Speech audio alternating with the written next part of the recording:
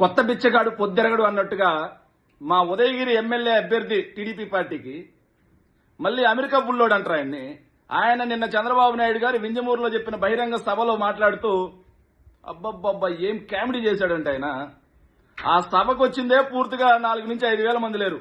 మొన్న మా సీతారామపురం మండలంలో మా ఎంపీ అభ్యర్థి విజయసాయిరెడ్డి గారు పెడితే అంతకు మించిన జనాలు వచ్చున్నారు.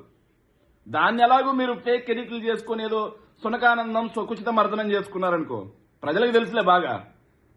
టీడీపీ ప్రభుత్వ హయాంలోనే అభివృద్ధి జరిగిందంట ఉదయగిరి. అబ్బా ఎంత అభివృద్ధి జరిగిందంటే ప్రజలకు స్పష్టంగా తెలిసి ఏం అభివృద్ధి జరిగిందనేది. పాత చెక్ డ్యాములకు రిపేర్లు చేసి రంగులు వేసి కొత్త బిల్లులు తీసుకున్నంత అభివృద్ధి జరిగింది. ఫైబర్ చెక్ డ్యాముల పేరిట తెలుగు తమ్ముళ్ళు పంది కొక్కుల్లా ప్రజాధనాన్ని లూటీ చేసేంత అభివృద్ధి జరిగింది. పసుపు కుంభకోణంలో ఉదయగిరి రాష్ట్ర వ్యాప్తంగా ప్రాచుర్యంలోకి వచ్చేంత